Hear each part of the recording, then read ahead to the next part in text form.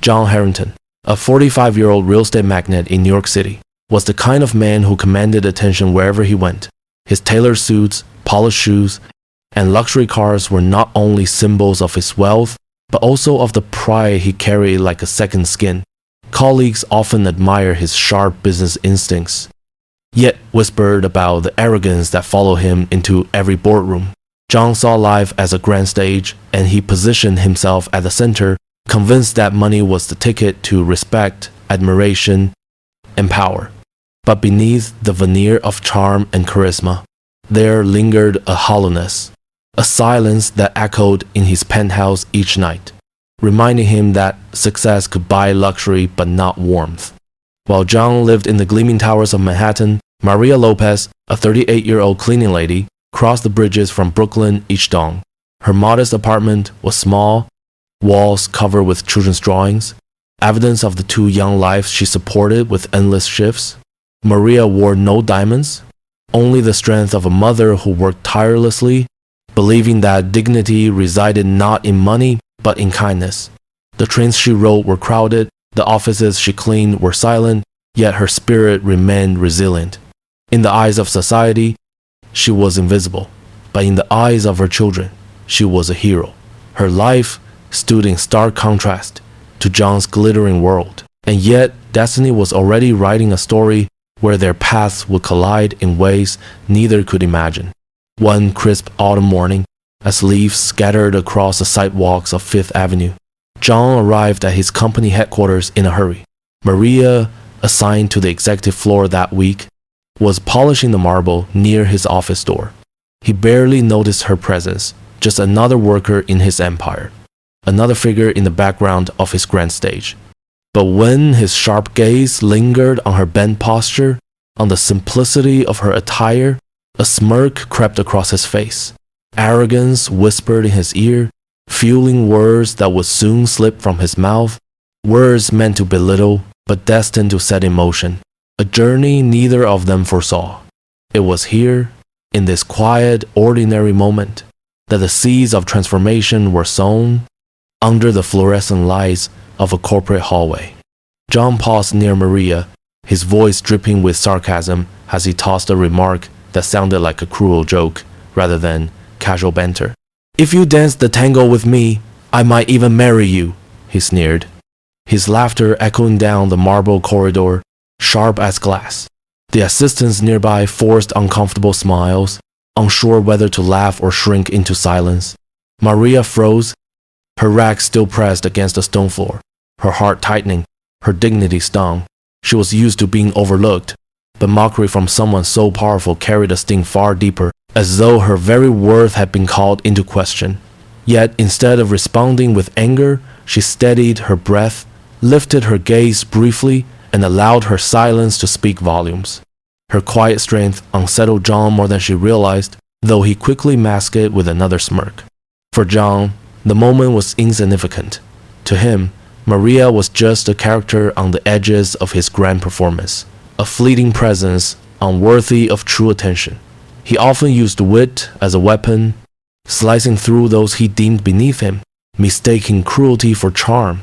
But as he walked into his office, his reflection in the glass wall caught his eye, and for the briefest second, he wondered why he needed to mock her at all.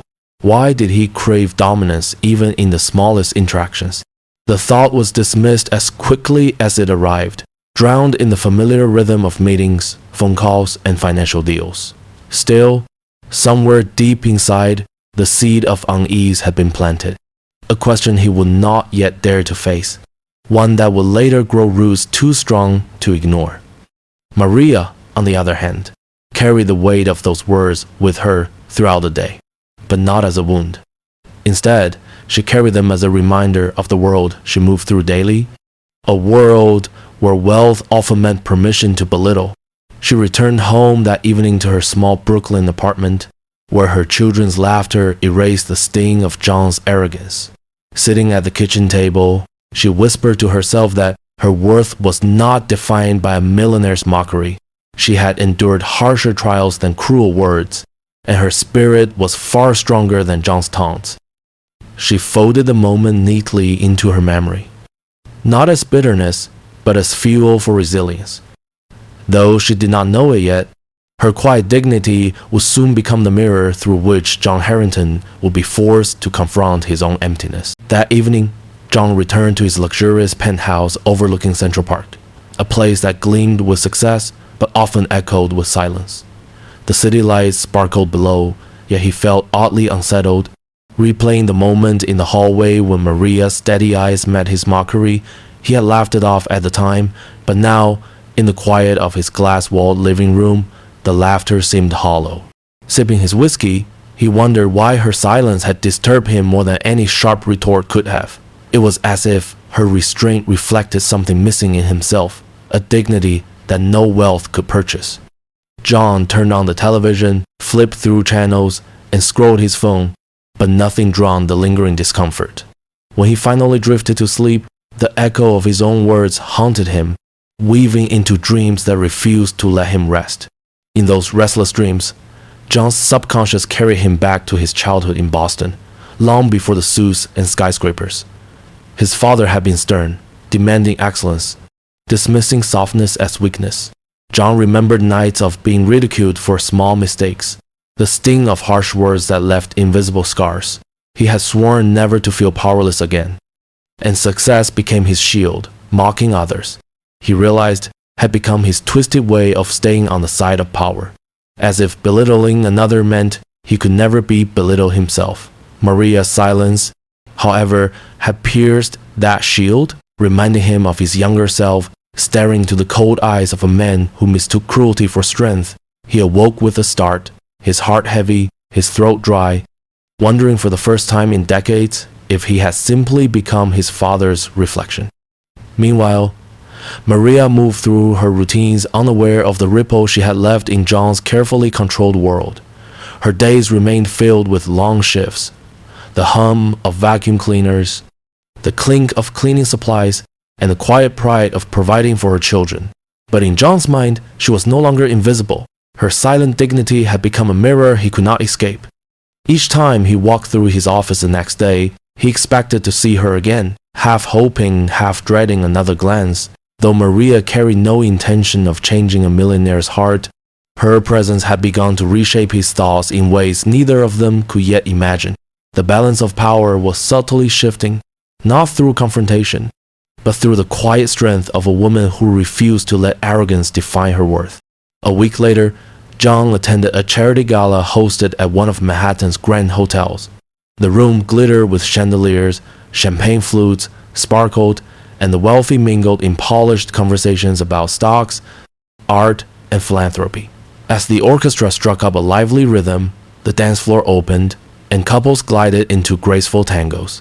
John, restless and distracted, found his thoughts drifting once more to Maria. Perhaps it was the tango itself, the very dance he had used to mock her that drew her image back. With a smirk masking unease, he joked to an acquaintance, "Maybe I should invite my cleaning staff here, just to show them how the real world dances."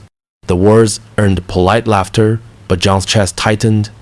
He heard the hollowness of his own joke, sensing that his arrogance was beginning to sound more pitiful than powerful. As fate would have it, Maria was there that very evening, not as a guest, but as part of the service crew hired to maintain the venue. In her simple uniform, she moved quietly along the edges of the glittering room, refilling glasses, clearing dishes, unnoticed by most of the glamorous crowd. Yet, when John's gaze fell upon her across the room, his heart jolted with a strange mix of discomfort and curiosity. He remembered his mocking words.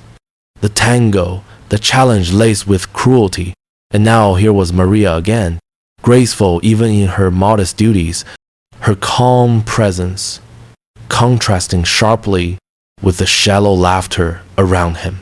For the first time, he hesitated to speak, as though the mask of power he wore so easily in his office was slipping under the weight of her silent dignity.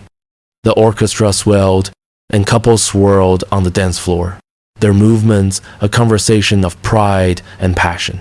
John's eyes lingered on Maria as she passed with a tray, and in that moment, an inexplicable thought seized him. What if she had been the one he invited to dance?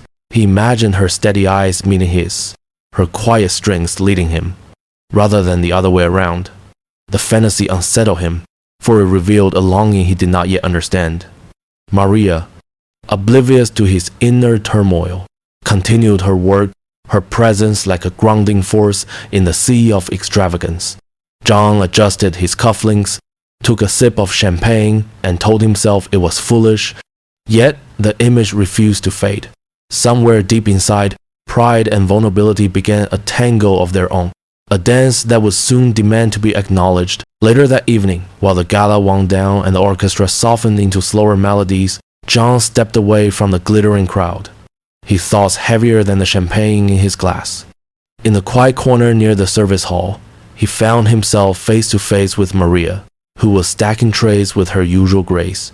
For a moment, silence hung between them, broken only by the clatter of silverware. John cleared his throat, an unusual hesitation in his voice, and muttered, "I've seen you before at my office." Maria looked up, her eyes calm but guarded, the memory of his mockery still alive. "Yes, Mr. Harrington," she replied evenly. "Some of us don't forget words spoken so easily." The sting of her reply pierced deeper than he expected, forcing him to recognize that his careless arrogance had left a wound he could no longer laugh away. For the first time in years, John felt powerless. The sharp wit and commanding presence that usually shielded him from vulnerability fell him under Maria's steady gaze. He realized that wealth, which had always been his armor, offered no protection in this quiet confrontation. Maria stood not as an employee or a servant, but as a woman of strength and dignity, her words holding more weight than the applause of any boardroom. John's heart thudded with an unfamiliar rhythm. Was it guilt, shame, or admiration? He wanted to apologize, but the word lodged in his throat, foreign and uncomfortable. Maria, sensing his discomfort, simply returned to her work, not cruelly, but with the serene composure of someone who refused to be defined by his mockery. In her calm defiance, John saw a power greater than his millions, and it unsettled him. As John returned to the gala, the chandeliers seemed dimmer, the laughter more hollow, the music less sweet. He watched the wealthy guests swirling on the dance floor and realized how shallow his world had become. Maria's quiet strength had shifted something inside him, a seed of doubt sprouting in the cracks of his pride. He began to wonder what true respect meant, what real dignity looked like, and whether he had spent his life chasing illusions. Though he tried to brush the thoughts aside, he knew deep down that this night marked a turning point. Maria had not sought to change him, yet her presence had become a mirror he could no longer avoid. And as he left the gala, her calm voice echoed in his mind, a reminder that words could wound, but silence could awaken the soul. The morning after the gala, John arrived at his office with an unusual heaviness in his chest.